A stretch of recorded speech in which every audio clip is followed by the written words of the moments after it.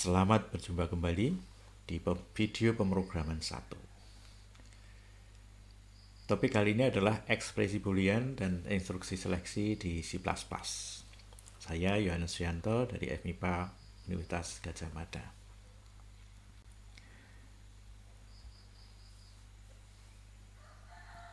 Tujuan topik kali ini adalah Anda akan mampu menggunakan ekspresi boolean untuk seleksi, kemudian mengenal dan menggunakan operator aritmetik, dan menggunakan pernyataan if dan else dalam C++.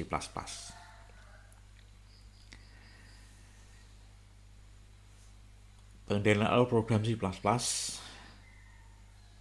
program yang dapat membuat keputusan, artinya bisa mencabang, bisa berulang, bisa tidak lurus saja tapi berbelok, lebih baik daripada program yang tidak dapat membuat keputusan. Artinya ini hanya lurus saja. Nah, kenapa kita memakai keputusan? Bisa dalam kasus menentukan apakah masukan pengguna adalah valid. Saudara sering login di suatu aplikasi, maka kalau saudara salah memasukkan passwordnya, maka saudara akan diminta untuk mengetikkan lagi. Nah, itu berarti ada pengecekan nilai password yang valid. Kemudian misalnya untuk menentukan apakah penghitungan secara khusus perlu dilakukan. Misalnya kalau di matematika itu ada akar bilangan negatif. Itu tidak bisa dikerjakan oleh komputer ya. Karena akar bilangan negatif itu adalah imajiner. Maka kemudian perlu perlakuan khusus sehingga kemudian negatifnya dijadikan positif, baru diambil akar kuadratnya, kemudian ada tambahan i untuk imajiner. Maka perlu ada pengecekan apakah bilangan itu positif atau negatif. Bisa juga digunakan untuk menjalankan instruksi diulang 1000 kali, diulang 100 kali atau 10 kali tergantung dari kebutuhan. Maka perlu ada pengecekan nilai apakah perlu diulang atau selesai.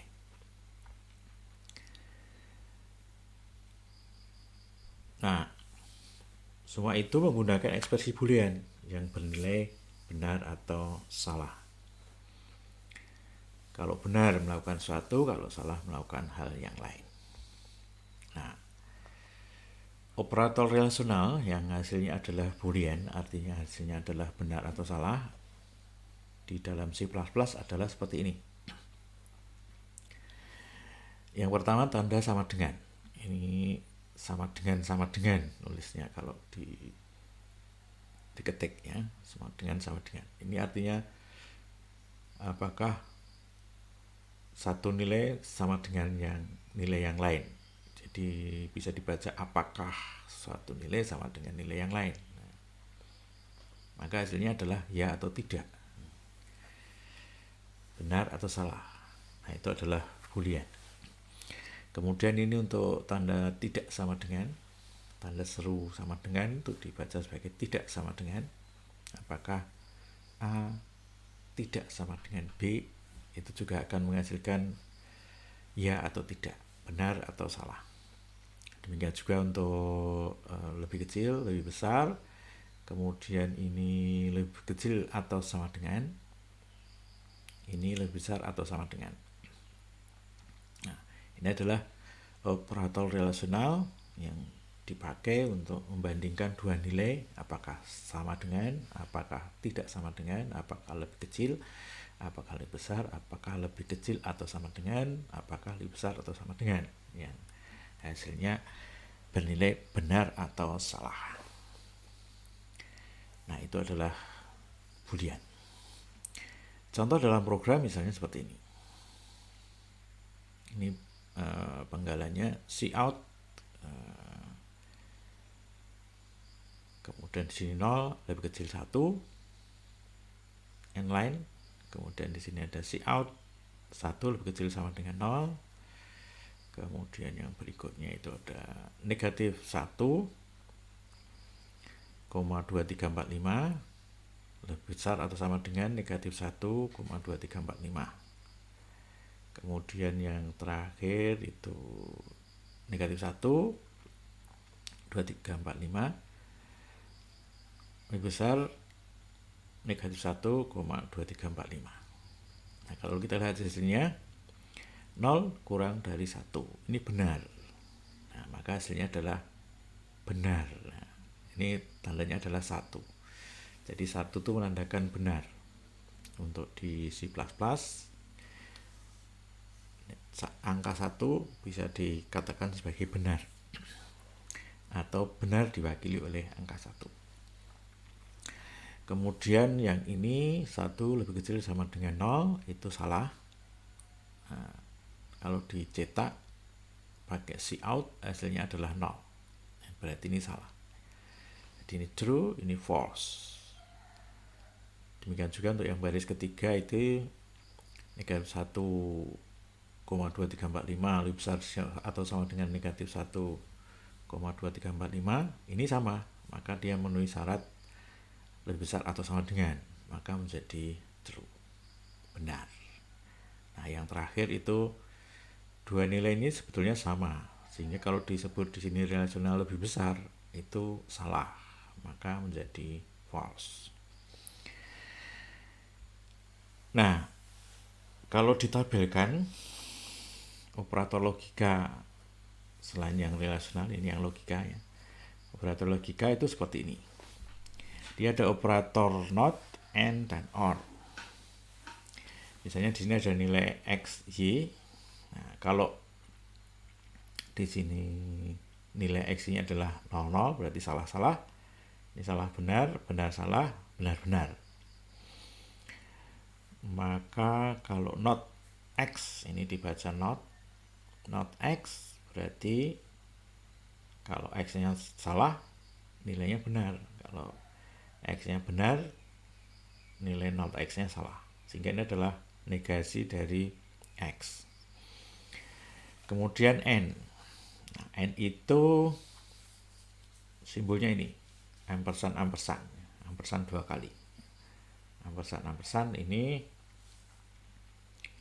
menyatakan bahwa x, n, y.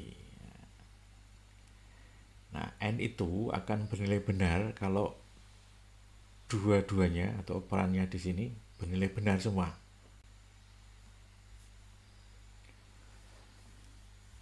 Contoh operasi logika seperti ini. Baris 1, 2 adalah seperti contoh yang tadi, kemudian baris 3 ini tambahan. Ini tadi adalah true, benar, kemudian yang kedua ini salah, false. Nah, yang ketiga ini or, antara baris pertama dan kedua. Karena ini benar, ini salah, ini berarti benar or salah, hasilnya adalah benar. Kemudian yang baris 5, 6 ini adalah seperti contoh yang tadi. Kemudian baris ke-7 dan 8, ini jadi satu instruksi ya. Ini tadi bernilai benar, kemudian yang ini bernilai salah. Benar, and salah. Maka hasilnya adalah salah.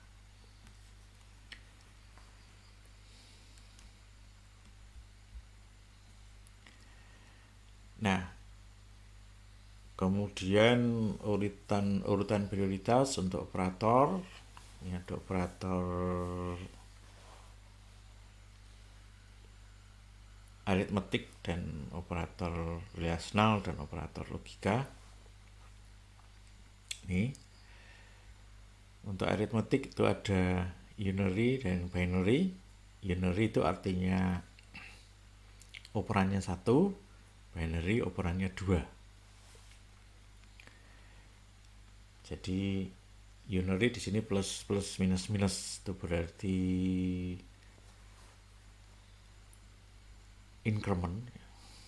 Kemudian yang ini unary yang plus plus minus juga ini increment ada 2 baris. Nah, ini karena yang baris pertama adalah postfix plus plus dan baris kedua adalah plus plus prefix. Nah, di sini maksudnya plus plus minus minus itu bisa ditulis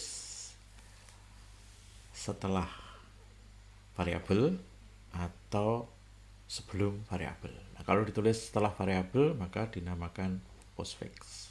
Kalau ditulis sebelum variabel maka dinamakan prefix. Nah, dua peletakan operator ini di depan maupun di belakang itu mempunyai sedikit perbedaan. Nah, sehingga yang dijalankan prioritas pertama adalah yang di belakang, baru kemudian yang di depan kalau ada. Nah, ini urutan prioritas, artinya yang paling atas dikerjakan lebih dulu, kemudian yang paling bawah itu dikerjakan paling akhir. Kalau ada ekspresi yang berisi bermacam-macam operator. Nah, ini tambah kurang, ini operasi aritmetik di depan bilangan 1 ya. Unary masih unary, jadi plus 5 misalnya, bilangan plus 5 atau bilangan negatif 5. Nah, itu berarti dikerjakan prioritas kedua. Kemudian ada cast, ini untuk casting, pengubahan tipe data dari satu tipe data ke tipe data yang lain. Kalau memungkinkan maka bisa dipakai cast. Nah, urutan ketiga adalah binary yang aritmetik. Ini ada kali, bagi, kemudian ini adalah modulo. Kali berarti adalah operasi perkalian, ini operasi pembagian, dan ini operasi modulo. Operasi modulo adalah operasi sisa hasil bagi. Jadi X dibagi Y sisanya berapa. Jadi misalnya 10 modulo 3 itu berarti 10 dibagi 3, hasilnya 3, sisanya 1. Nah, yang diambil adalah sisanya, sehingga 10 modulo 3 adalah 1. Kemudian ini tambah kurang, operasi biner. Biner artinya aritmetik dengan 2 operan. Dikerjakan berikutnya. Selanjutnya yang relasional, ini lebih kecil sama dengan, lebih besar sama dengan, ya, itu setara. Kemudian yang relasional ini sama dengan dan tidak sama dengan, ini berarti ini sama dengan, ini tidak sama dengan ya. Urutan berikutnya adalah AND. Nah, ini operator logika ya. Ini juga logika OR, AND OR. Kemudian yang terakhir ini adalah sama dengan, tambah sama dengan, negatif sama dengan, kali sama dengan, bagi sama dengan, dan modulo sama dengan. Nah,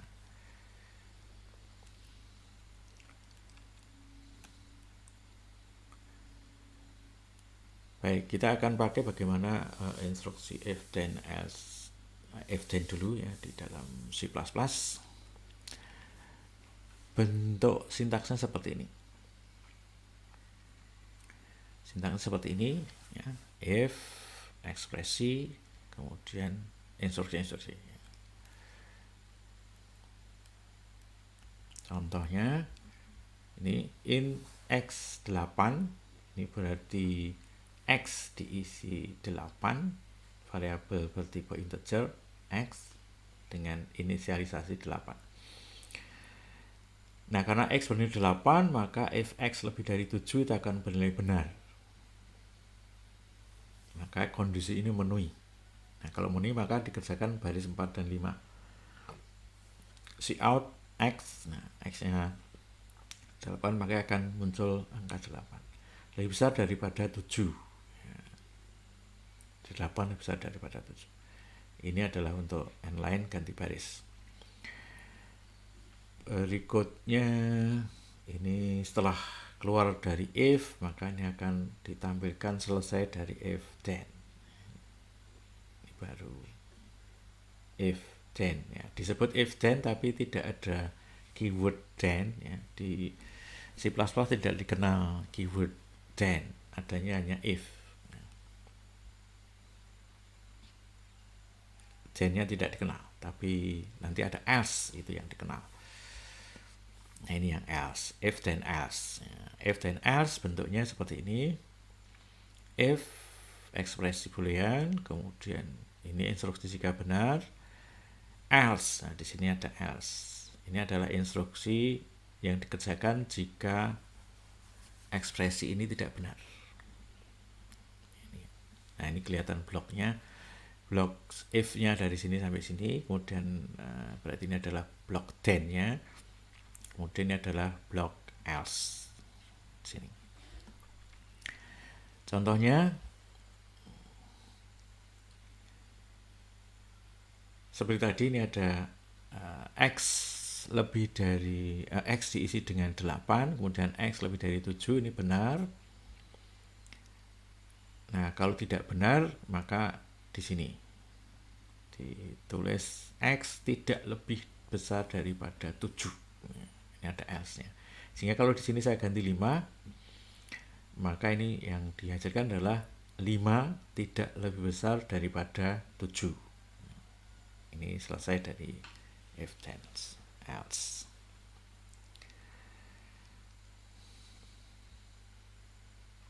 Nah, ini misalnya ada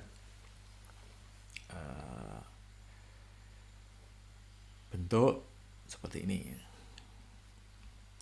X9, Y7, Z2, K-nya 0, kemudian M 1,1, ini double, kemudian J-nya 0, ini juga double. Jadi yang X, Y, Z, K integer, yang M dan J double.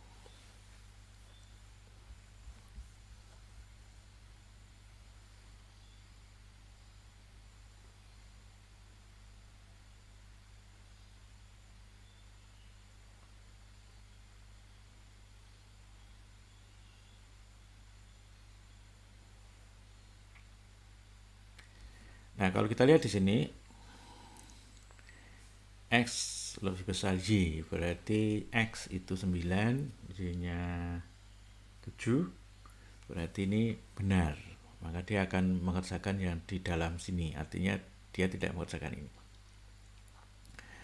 Nah, kemudian di sini ada ekspresi lagi, Y lebih besar dari Z, Y-nya 7, Z-nya 2, berarti ini benar. Y lebih besar dari K, Y-nya 7, K-nya 0, berarti ini benar juga. Benar, N benar adalah benar, maka akan dikerjakan M minus minus. Berarti M-nya akan berkurang 1. Kalau tidak, maka akan yang bertambah. Nah, maka terlihat di sini barang dikerjakan adalah ini, bukan ini, bukan ini. Nah, sehingga setelah dicetak di sini si out M, M-nya akan berkurang 1, berarti 0,1. Kemudian K-nya tetap 0, kemudian J-nya 0 juga di sini. Jadi hasilnya adalah 0,1, 0, dan 0.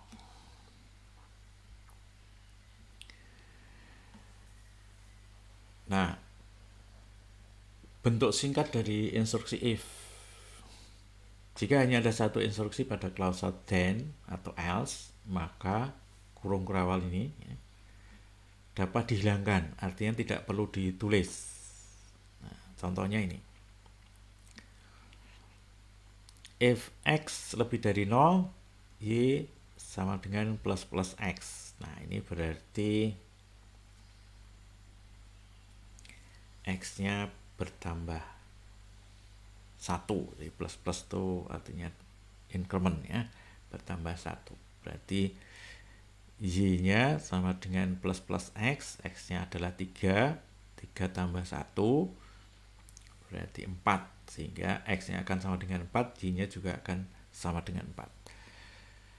Kemudian contoh yang lain ini ada else-nya. Nah, ini y-nya sama seperti tadi, ini ada else x sama dengan y minus minus. Nah, kalau tidak maka y-nya yang x-nya yang diisi dengan y minus minus. berarti X-nya diisi 10, sedangkan Y-nya diturunkan 1, sehingga Y-nya menjadi 9. Nah,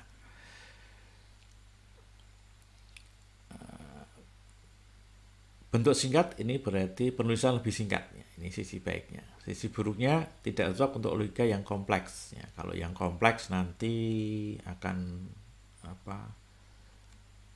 tidak mudah dideteksi ini instruksi itu milik siapa. Sehingga lebih baik kalau saudara menulis yang masih direvisi lagi atau diupdate lagi, ada kemungkinan untuk bertambah instruksinya tidak hanya satu, maka saudara perlu menggunakan kurung kurawal. Tapi kalau sudah pasti bahwa hanya satu instruksi di klause then maupun else, maka bisa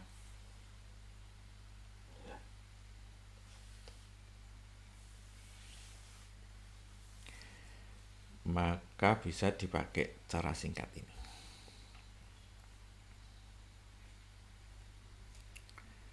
Oke. Rekomendasi, jika tidak menyertakan kurung kurawal, tulis instruksi if dan else dalam satu baris. Contohnya ini, ya. Satu baris. Ya. Oke.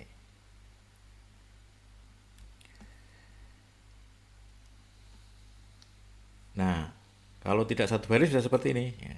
If, kemudian ini then-nya di sini, ya. Else-nya di baris berikutnya, ini ada if lagi, else lagi. Nah, ini yang kadang-kadang membingungkan, ikut siapa instruksi itu, gitu ya. Else, ini ada y ini, ya. Ini miliknya else ini atau miliknya if ini. Nah, sehingga membingungkan. Oleh karena itu, kalau kompleks, ya sebaiknya pakai kurung.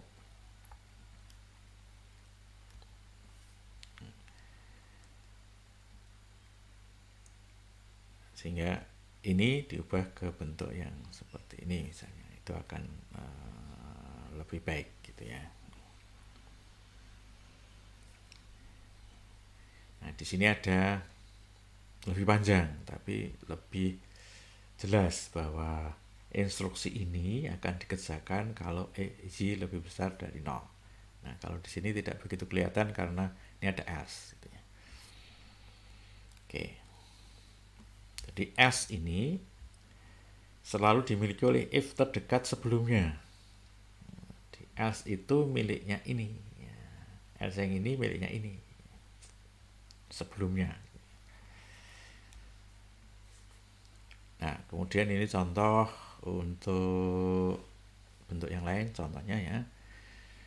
Kapan nilai X akan berubah? X di baris 13 ini X plus sama dengan 100. Ini maksudnya X sama dengan X plus 100. Nah, ini bentuk yang tadi juga modulo, ya. Y sama dengan modulo. Nah, Y sama dengan Y modulo ini.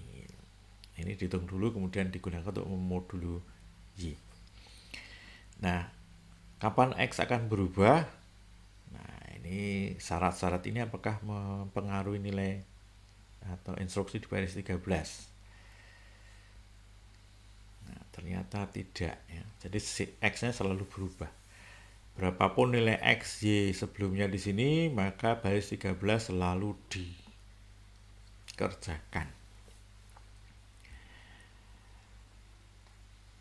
Nah, ini ada indent, ya. Hal ini mungkin bukan yang dimaksud oleh pemrogram secara sengaja, jadi secara sengaja dibuat indent.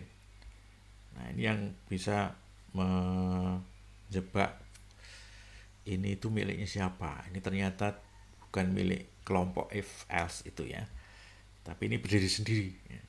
Sehingga ini mestinya tidak pakai indent, ya. Bentuk indentasi hanya untuk kita ini, ya. Compiler akan mengabaikan bentuk indent itu. Ya, ini di C++, ya. Di bahasa lain ada kemungkinan inden itu diperlukan atau ada artinya. Seperti Python itu ya. Python itu inden diperhatikan. Nah, tapi kalau ini C++, inden tidak diperhatikan. Ya. Oke. Kemudian ini contoh lagi, ini tanpa kurung kurawal ya. Ada if, ini ada inden juga, else, dan seterusnya. Nah, ini tidak dapat dikompil karena ini kurung kurawalnya yang. Jadi baris 9 itu masuk kelompok if atau bukan. Karena ini tidak ada kurung kurawal, maka if itu hanya then-nya itu hanya satu statement di sini. Nah, berarti hanya ini, hanya si out. Nah, si out sampai NDL ini ya, end line. Setelah itu kalau ada else boleh, tapi kalau tidak ada berarti selesai if-nya di sini. Nah, baris 9 bukan else, sehingga ini menjadi bingung compilernya ya.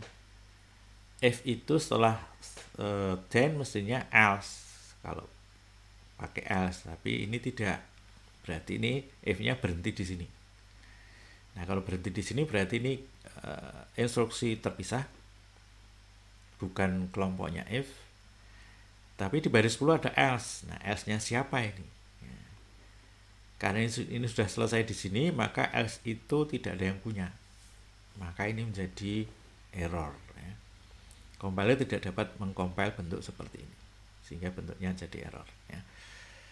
Demikian juga di baris 12 ini, ya karena di sini ada else, nah ini yang membuat salah gitu ya, ada else. Padahal instruksi if-nya kalau ini dianggap if selesai di sini, maka ini akan salah. Maka bentuk ini tidak dapat dikompil. Nah, jika Anda menghilangkan kurung kurawal, hanya satu instruksi yang mungkin dikerjakan setelah if atau else. Berarti instruksi ini tidak dikerjakan dan ini menjadi error karena ini terpisah, tapi di sini kemudian ada else. Nah, ini menjadi error. Sehingga bentuk ini akan tidak dapat dikompil oleh compiler. Nah, kalau bentuk seperti ini boleh, ya. Tapi bisa kita ubah menjadi bentuk seperti ini. Ya. Bentuk yang kanan lebih mudah dibaca, ya, karena ada kurungnya itu, ini adalah masuk kelompok if then-nya, kemudian ini else milik if yang ini, kemudian ada else lagi, ini milik, ini kan satu statement ya, else milik if yang ini. Nah, ini if, ini adalah then dari if ya. Maka ini bisa di compile dan ini benar cara penulisannya. Nah, yang kanan ini lebih mudah dibaca dan lebih siap untuk diubah atau disisipi pernyataan untuk debugging. Jadi mau ditambahi satu baris atau instruksi setelah antara baris 14-15 ini boleh. Ya, dia akan masuk kelompok then-nya dari if ini. Di baris 12-13 boleh ditambahi, maka di sini akan masuk kelompoknya then dari if x lebih besar 0. Demikian juga yang di sini. Ini bisa ditambahi dan masuk kelompok then dari y lebih besar 0. Baik, demikian untuk video kali ini mengenai ekspresi boolean dan seleksi dalam C++.